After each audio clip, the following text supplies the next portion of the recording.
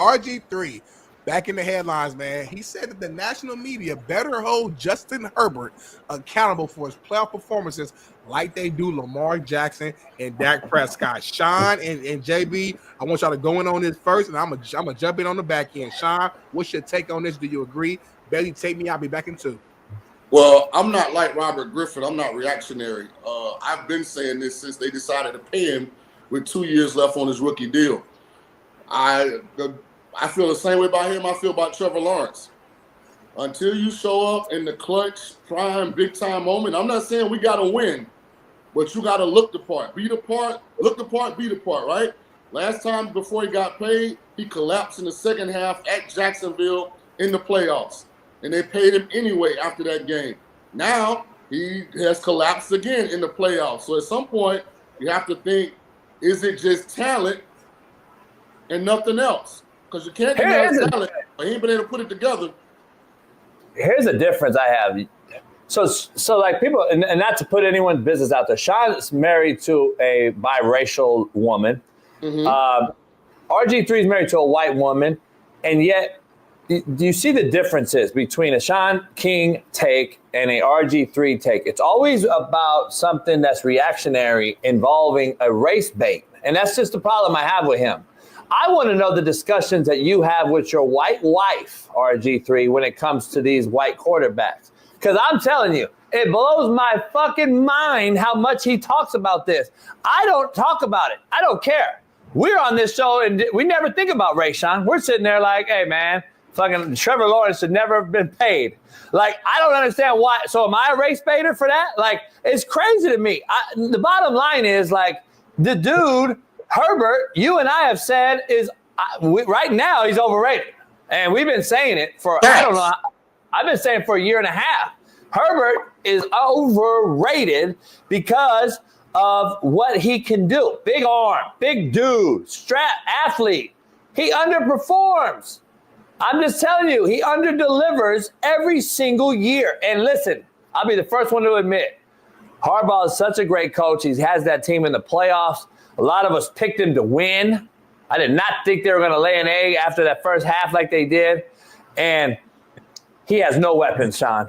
He has a white dude who had 197 yards, broke a rookie record at receiver in McChesney, who you and I aren't really high on. But he got fed the rock the other day so much because they don't have anyone else. Yeah, Quentin Johnston's a bust. The Texans were like, here, let this motherfucker have the ball. We don't care. It ain't going to affect us. Because Quentin Johnston is so bad. I'm being honest. I've had so many better wideouts in JUCO as far as hand-eye coordination and straight-up ball skills. Calvin Jackson not being in the NFL over him blows my mind. This guy has zero ball skills. He could have prevented one interception for sure. He has no ball skills to become a defender when he should have. I'm watching last night McLaurin go up and snatch shit over people. And Quentin Johnston, similar build, lets the ball get snatched from him all the time. Or he simply just drops it, Shaun. Simply just fucking drops the ball. Like, I mean, he's out there catching punts. I'm like, dude, this shit is crazy. He has no weapons. So I'm going to say, we know that. You said that. No weapons. They got to increase weapons. But when you're elite, look at Josh Allen. When you're elite, you got to be elite. Go ahead, Shaun.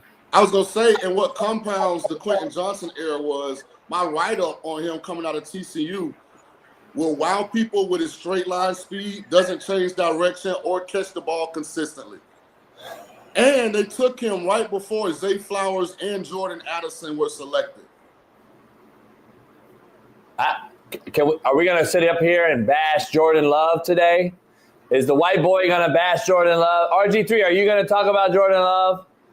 Because he's fucking overhyped too. Are you going to talk about Jordan Love? I said on this show a year ago that I wouldn't have paid Jordan Love. I want to see another year of him.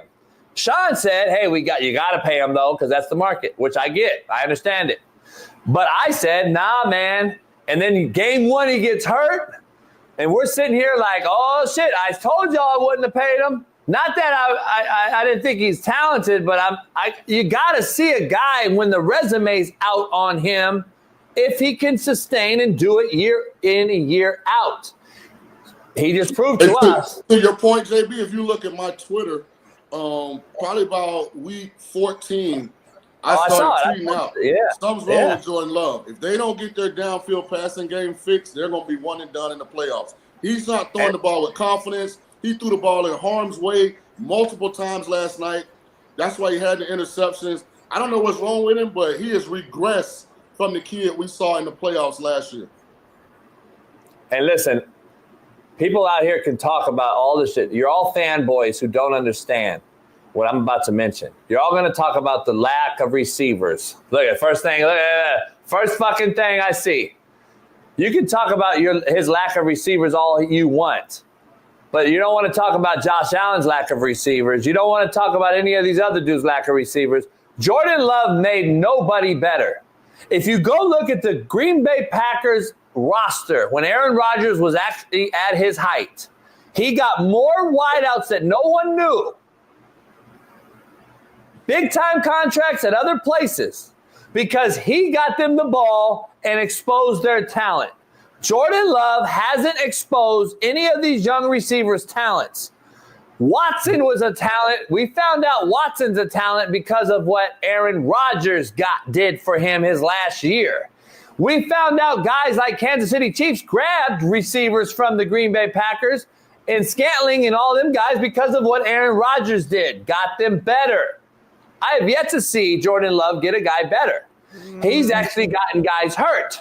Let's be honest. A guy got banged last night because he threw the goddamn ball late over the middle.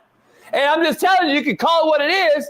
He is not ready. I told Smitty right this beginning of this year, I wouldn't have paid Jordan Love. Not yet. I want to see another year. I remember specifically, I have this on video. Smitty and I could talk about it. We discussed it. And I'm just trying to say, because Smitty, Shaun will tell us more than anybody in here.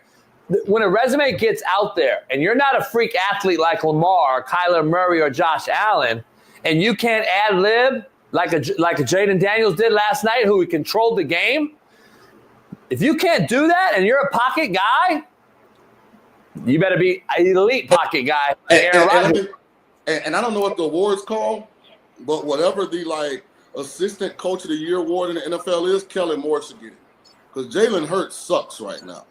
He's horrible. 100. 39 yards passing in the NFL? He is awful.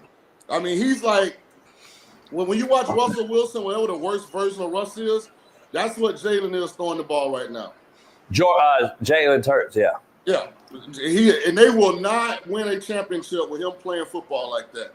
Well, listen, I want to keep rolling on this conversation. It's a great discussion.